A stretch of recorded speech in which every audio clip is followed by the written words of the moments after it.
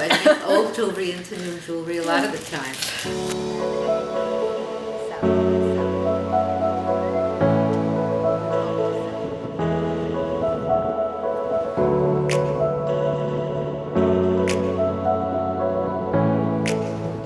I came as a tourist, again with my husband on a business trip, and we stayed in the Eden Rock Hotel right next to the Fontainebleau.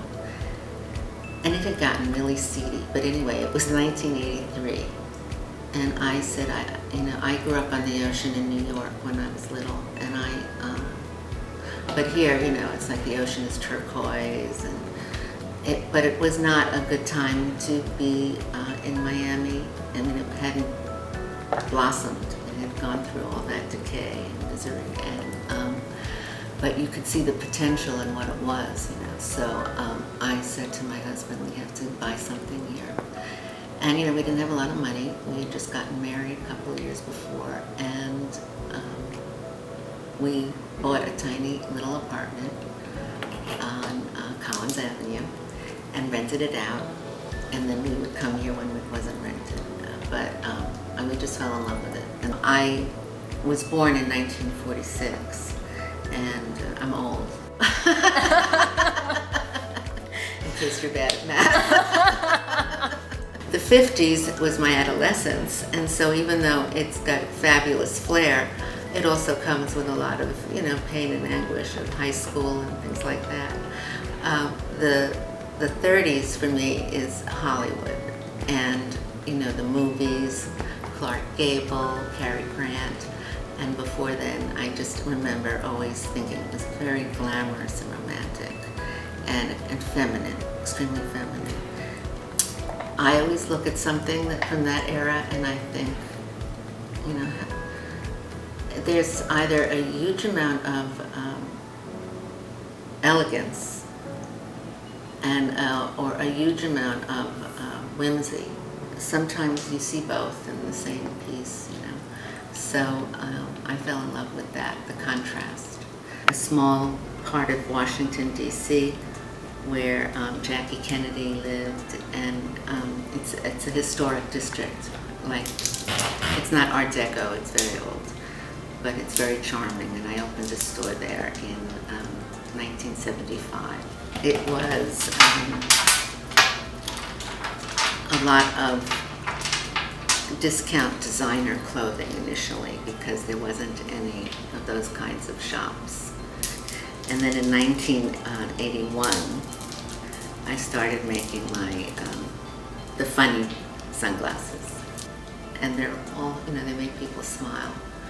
So I've always loved those. And this one gets a candle, by the way. You just have to hold your hair back so you don't blow up. But they're not easy to do because you have to make sure there are no spaces when you finish with that last flower. You know what I mean? And each one is put on by hand. And sometimes they look better on than off because people laugh when they see them, and then when they put them on, they buy them. Well, for me, I like asymmetry. Mm-hmm. So, but a lot of people like symmetry, so I do both. This is what I call conservative. And really? Yeah. Elton John purchased a pair out of a gallery that they were in New York City in the 80s, and People magazine, has a picture of him. So that became, good for me. So when I moved to Miami, I just started doing it for the shop and for the Museum of Contemporary Art, which is a nice museum. Well, my husband used to be the vice president of PBS television, so we used to travel a lot, and that was and I still had my store, so I would search for things, and I'd buy a lot of broken pieces because that was affordable. You know what I mean? I'd see the beauty in it, and it was really before recycling was in, but I'd see something and I would think about what I could do, what I could turn it into. And most of the things that I make are on spur of the moment. That's why my workshop is a disaster, because if it was neat I'd have to open each drawer and see and think about it. And sometimes I just see all this stuff and I pick it up and I play with it like a child, really. And then, you know, that's how most of this is made. I had a friend from France who used to shop. She became a friend, but she was a customer in my store. And I was always enchanted by her because she was very beautiful, but she always like had great stuff on, but it didn't necessarily match. And it was a relief for me that somebody, you know, because in Washington, everybody matched at that time.